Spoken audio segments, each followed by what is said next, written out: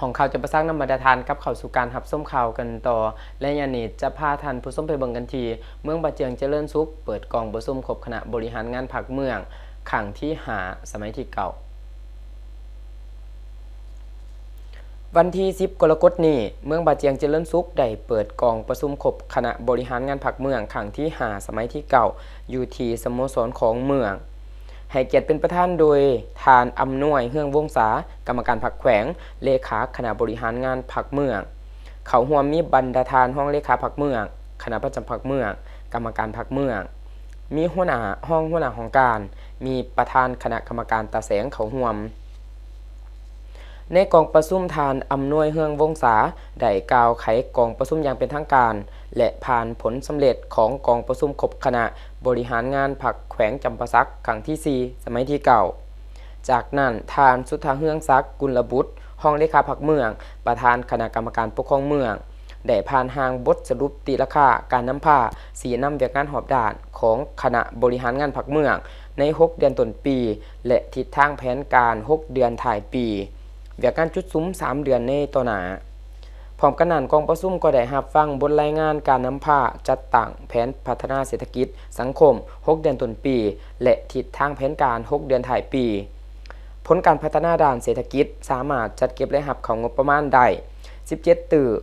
128ล้าน2,7,809 กีบ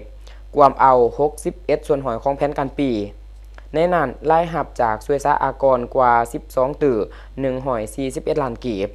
และรายรับจากการคุ้มครองทรัพย์สินของรัฐกว่า4ตื้อ986ล้านกีบส่วนการบริหารรายจ่ายงบประมาณปฏิบัติได้กว่า9ตื้อ921ล้านกีบรวมเอา64ส่วนหอยของแผนการปีนอกจากนั้นกองประชุมยังได้มีการแลกเปลี่ยนประกอบความเห็นและรับฟังการรายงานการจัดเก็บรายรับงบประมาณการนำใส่เงินพัฒนาตัวเมืองการปรับปรุงกำลังป้องกันศาสตร์ป้องกันความสงบการเก็บกู้ผลผลิตฤดูแล้งการสูบหยู่การผลิตฤดูฝนแผนรับมือภัยแล้งน้ำท่วมเวียกงานตาแสงผลสำเร็จการสอบเสียงจบสั้นประถมมัธยมตอนต้นและตอนปลายเวียกงานสาธารณสุขการซ่อมแปลงเส้นทางและห้องระบายน้ำเวียกงานนโยบายต่อผู้ที่มีผลงานการปฏิบัติและสรุปกองทุนภัยพิบัติปี2025พร้อมทั้งกำหนดแผนสืบต่อ6เดือนถ่ายปีตอนถ่ายกองประชุมทานอำนวยเฮืองวงศาได้โอ้ล่มและให้คำเห็นสีน้ำโดยเน้นให้คณะบริหารงานพรรคเมืองและทุกแขนงการที่เกี่ยวของกวดกาขึ้นปรับปรุงบรรดาเนื้อในหางมติเนื้อในบทรายงานให้มีความถูกต้องและสมบูรณ์ขึ้นพร้อมกันนั้นก็ให้สืบต่อเพิ่มทวีความรับผิดชอบซุ้มใส่การสีน้ำนำผ้าปฏิบัติมติของพรรคให้เกิดผลเป็นรูปธรรมซุ้มใส่การพัฒนาเศรษฐกิจสังคม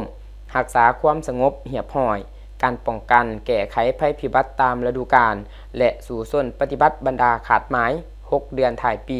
2026ให้บรรลุตามแผนการที่วางไว้